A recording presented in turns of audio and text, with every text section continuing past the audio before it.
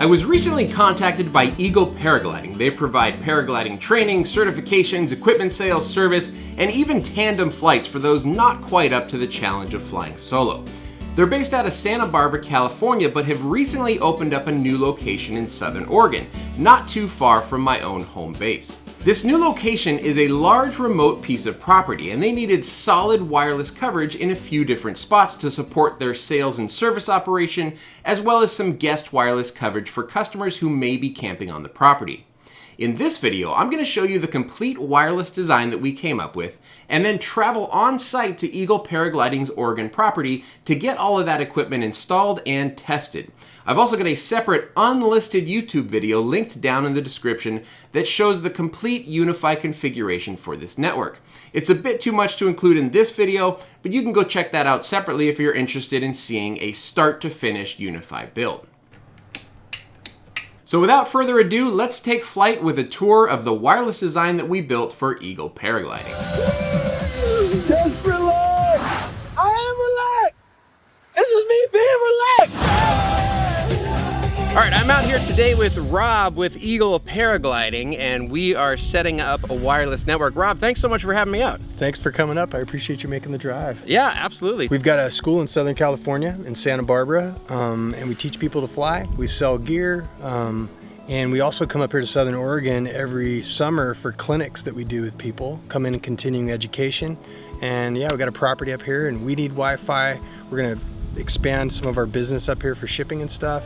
We want the folks that are up here to have Wi-Fi, so looked online, started tracking into your videos, and felt really lucky when I found out you're only a few hours away. That's right, close enough to come on down and get sweaty and dirty doing the install. Okay, very cool. So we just spent the last 3 or 4 hours actually setting everything up. Now, I staged everything at home, I got it all configured, but of course, bringing it out on site is always a different story. Luckily though, everything seems to have gone pretty smoothly. We have basically 3 areas that we needed to cover. We have a main house with a Dream Machine. We have the Dream Machine because you're doing some protect cameras around the property, and then also a couple of point-to-point links, which are always interesting, and we're doing the Giga Beams for those point-to-point links. So we're gonna take a look at all of that as part of this video. Yeah, let's go take a look around. Sounds good. All right, let's take a look at the design that we came up with for Eagle Paragliding. So on my screen here, we kind of see an overview of the entire property. There are 3 main structures. We have the main house, the warehouse, and then I guess this isn't really a structure, but this is sort of the camping area that does need to have wireless coverage. Besides covering the entire camping area in wireless, they wanted to have wireless sort of covering the entire area between the main house and the warehouse. Also right here where it looks like there's a greenhouse, this is going to be a future structure. They're gonna rip out this greenhouse and put in a different structure, so we need to account for that as well. And there is another structure that's gonna be back here that I believe is gonna be some sort of repair shed or something that's not there today but will be in the future. So let's start at the main house. Now at the main house, they have Starlink coming in. They specifically wanted to go with the Dream Machine Pro because of the fact that they are going to have a number of UniFi cameras spread throughout the property. This infrastructure is designed to sort of support those cameras along with all of the wireless connectivity. So for the main house, we're gonna have the UDM Pro. We're gonna separately have a US 8 150 watt switch. The reason that we have this switch is to provide power over Ethernet to cameras that are near this main house, as well as the interior access point, which is a U6 Lite, and one exterior access point that is a U6 Mesh. Now let's take a look at our coverage. So 2.4 gigahertz coverage from the main house. The U6 Lite is plenty powerful to cover the whole house, and the U6 Mesh is gonna stretch pretty far out the front driveway of the main house. Moving up to the warehouse, here we have a US 8 150 watt switch. Again, this is going to be used to power up the access points here. One U6 Mesh on this side, U6 Lite internal to the warehouse, and one U6 Mesh on the outside that will ultimately cover this future structure right here. Looking at the coverage there, we can see once again we've got plenty of good coverage in both the 2.4 and the 5 gigahertz spectrums. Moving down to the camping area, we're going to do a switch light 8 PoE, and that is going to power up this U6 mesh, and again, also a camera or two down in this area. Looking at the coverage overall, again, we have pretty good coverage throughout the entire property, and certainly coverage where we want to actually be covered, which is the area in between the main house and the warehouse, and this entire camping area down here. Now you might be asking, Chris, why are you going with the US 8 150 watt switch when all you have are these, couple devices that are all 802.3 AF powered? I could have gotten away with the light switch. And you're right, except for the fact that what we don't show in the Unified Design Center are the point-to-point links. So let's take a look at that next. And we are going to have two separate point-to-point bridges. That's how we're connecting these various locations together across this rather large property. What we're going to be doing here is a gigabeam to gigabeam link from the main house up to the warehouse, and then a second gigabeam to gigabeam link from the warehouse down to this camping area. And this camping area is actually at a sort of lower elevation, so this is kind of shooting down a hill, but both of these links have pretty clear line of sight. And of course, that gigabeam is going to provide some solid coverage. You can see that it's about 1600 megabits of capacity. And remember that the gigabeam is a 60 gigahertz link that has a 5 gigahertz fallback radio, right? So even when that 1.6 gigabits worth of throughput across the point-to-point link is down because of adverse weather or whatever the case may be, that 5 gigahertz backup link is there to provide at least 300 or 400 megabits in case it has to. So I really, really like this product. We're going to do a completely separate video on setting up those gigabeams. So looking at the entire infrastructure all together, we have Starlink coming into a UDM Pro. We have the UDM Pro not only providing unified network as well as routing and switching and firewall, but it also will be providing UniFi Protect for the various cameras that are going to be throughout the property. I have purchased an extra hard drive that we're going to be popping into this device. That feeds into a US 8 150 watt switch. The reason that I like the US 8 150 watt switch for these locations is because of the fact that it can do both 24 volt passive and 802.3 AF PoE. And in looking at this, I realized that I don't have that extra mesh. I had added this a little bit later. So we're going to put this on the exterior of the building, just like that. So we're going to create a network that's 192.168.64.1, but most of the devices on the network are going to be set dynamically with DHCP, with a few exceptions. The gigabeams are the exceptions, right? So we want to make sure that we statically set those gigabeams at 192.168.64.10 and 11 for the first link, and 12 and 13 for the second link. So at the main house, we've got Starlink feeding into the UDM Pro feeding into the US 8 150 watt switch, which is going to provide PoE for the U6 light inside the house, the U6 mesh outside the house, and 24 volt passive PoE to the gigabit on the exterior. Shooting over to the warehouse, we have another US 8 150 watt switch. This is going to be providing 24 volt passive to both the gigabits that are on the exterior of the warehouse, and then both of the 802.3 AF access points on the interior of the warehouse. And in fact, there's another one here, right? So we're actually going to be stressing this U8 150 watt a lot because we added a second U6 mesh on the outside. On the backside to cover that sort of future repair barn area that they're going to put up at some point. That is doing a lot, right? There's 1, 2, 3, 4, 5 PoE devices plugged in, and that's not counting the cameras yet, right? So that switch is going to be doing a lot of work. Now, shooting down to the camping area, we don't need such a large switch because we just have the one U6 mesh. I think there's going to be one camera down there, and then we have the receiving side of the second point-to-point link. Since this switch over here can only do 802.3 AF PoE, we have to use an 802.3 AF PoE to 24 volt passive converter, which I have right here. It's the INS-3AF-I-G.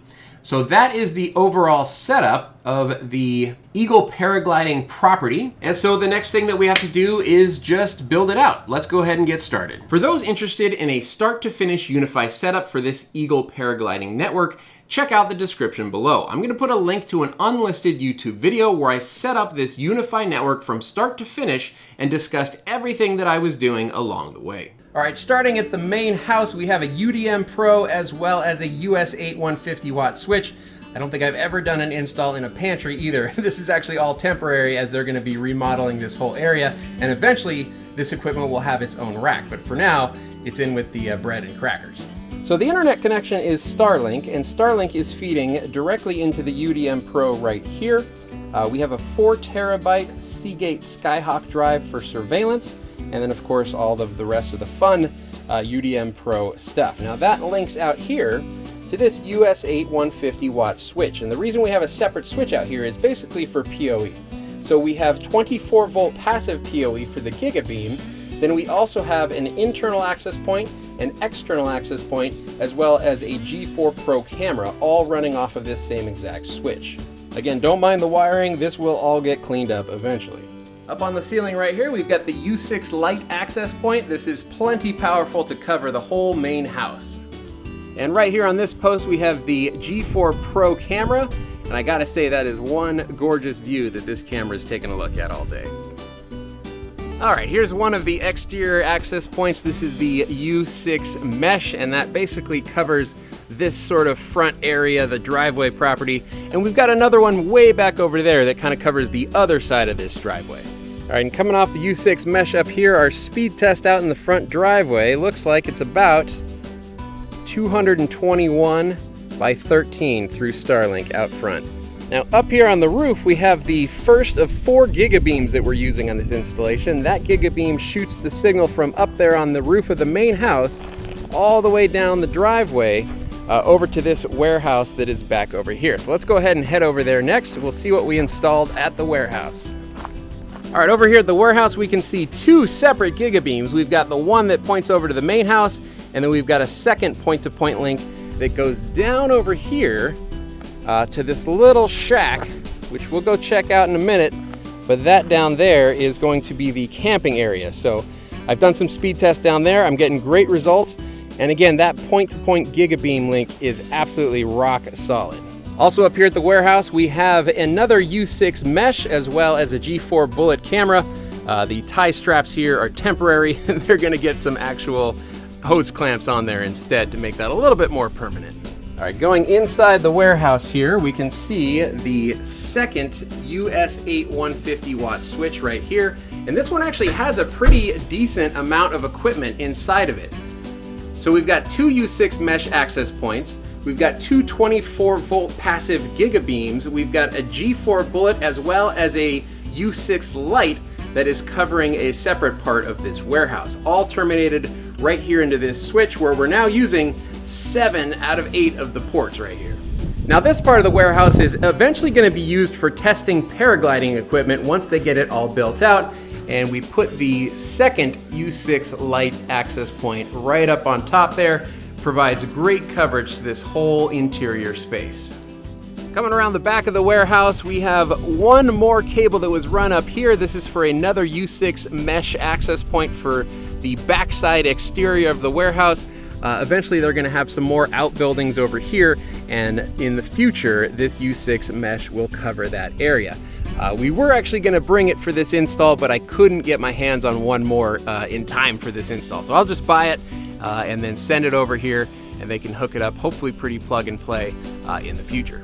Running another speed test on the other side of the driveway out in front of the warehouse here, I got 68.7 by 11.9. That's connecting to this U6 mesh behind me, and then through the Gigabeam point-to-point link to the main house. All right, here's our last Gigabeam point-to-point connection down here at the camping area. Notice the angle is actually pretty high. It's tilted up pretty far because it's going up the hill here to the structure that is located right up at the top there. And we're just barely clearing this hill with the Gigabeam link, but we're getting some pretty solid service.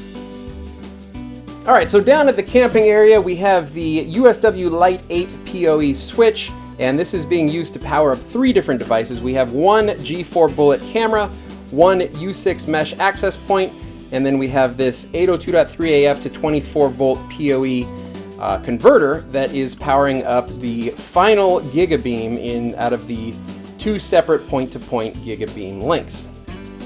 Here we can see the camping area U6 mesh access point, sort of custom mounted on the edge of this structure right here. And that is to provide wireless access to this whole area right here where people will eventually be camping, maybe have their RVs parked out here, that sort of good stuff. They're gonna have perfect wireless internet. All right, and running a speed test down here to this U6 mesh behind me, I'm getting 80.6 down and 5.52 up. Now keep in mind, that is a speed test going from my phone to this U6 mesh access point through 2 separate gigabeam point-to-point links all the way back to that UDM Pro, which is connected to Starlink. So really, overall, that's not terrible. Certainly plenty of internet bandwidth for the folks that are gonna be camping out here. And running one more speed test from the opposite end of the camping area, I'm probably about 50 yards away from that U6 mesh, and I am getting 62.3 down and 8.06 up. So again, we're absolutely bathing this whole area in Wi-Fi. All right, out in the warehouse where it's about 5 degrees cooler than it is outside, I'm going to be taking a look at this entire setup through UniFi as well as directly into those gigabeams so we can check the status of everything that we've set up so far today. Starting with the UniFi network, here we can see that we are connected. We've got the WAN up. Right now we've got very little activity, but we can see our ping times out to the various services. If we click on the topology, here's where we can actually see everything that we've got going on so far. The UDM SE out to the US8 150 watt in the main house, which is running all of these sort of different devices. Then we've got the camping area USW Lite 8 PoE, which is running the U6 mesh as well as a camera and a gigabeam that's not showing up on here. And then up here in the warehouse, we have the US8 150 watt switch with one U6 Lite, one U6 mesh, and then again, also another gigabeam as well as another camera. If we click on devices, we can see that everything is online except for one of the access points that is going to be used for a future outbuilding that has not been built yet, but we already provisioned it. It's ready to go as soon as they need it. We're also missing one U6 mesh, so we were going to add one more on the back side of this warehouse where they're going to have a future building, but that has yet to be built. We didn't get the last U6 mesh in time, so that will be added a little bit later. Now, as far as optimizing the access points for now, I'm just going to leave everything default because it seems to be functioning really well. Time will tell, however. Over time, if we notice that, hey, devices aren't connecting as best as they should be connecting, or if there's any sort of issues with coverage or not enough coverage or too much coverage, anything like that, we will fine-tune the access points remotely. You fine-tune them a little bit, you let that bake in for a while, see how it fits, and then if you need to, you can always change it again. Popping over to UniFi Protect, right now they have 3 cameras. We can see those 3 cameras right here.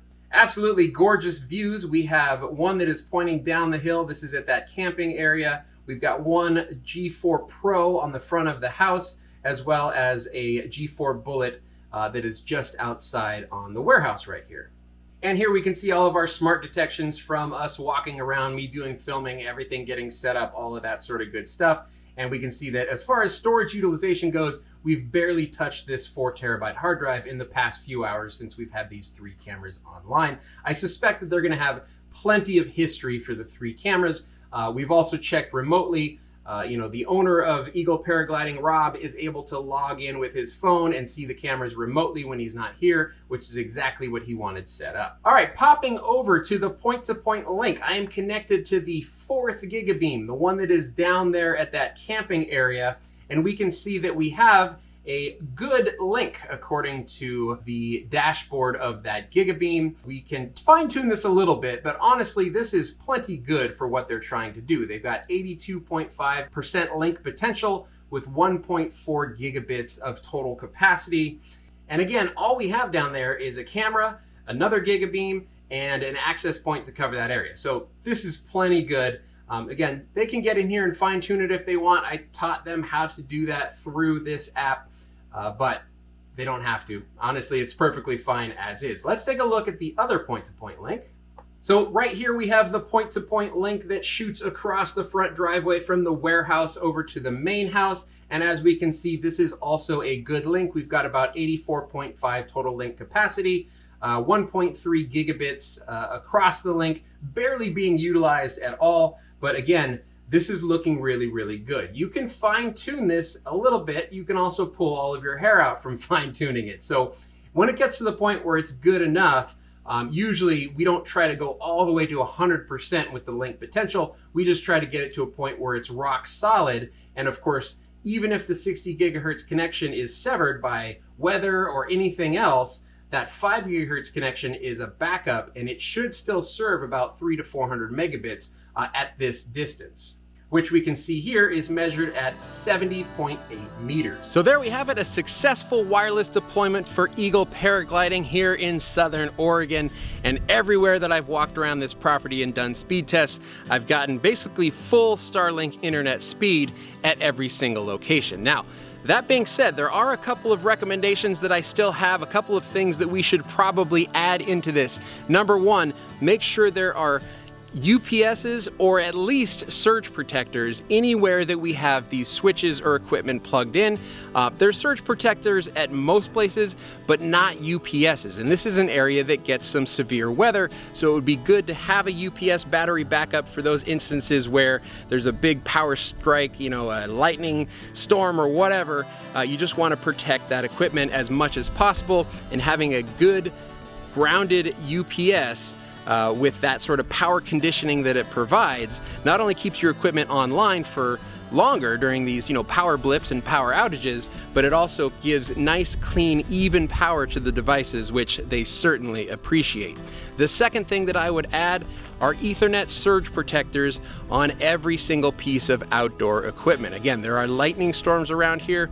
Having those grounded ETH SP devices at every location, I only had one of them that I was able to bring out, so we got to order a bunch more, but having those at every location is really going to sort of help mitigate any potential damage from something like a lightning strike or a severe power surge. I should also mention, if you are interested in this type of wireless design, let us know. info@crosstalksolutions.com. We are available for wireless design services. We are available for on-site installation services, and we love these interesting and complex deployments.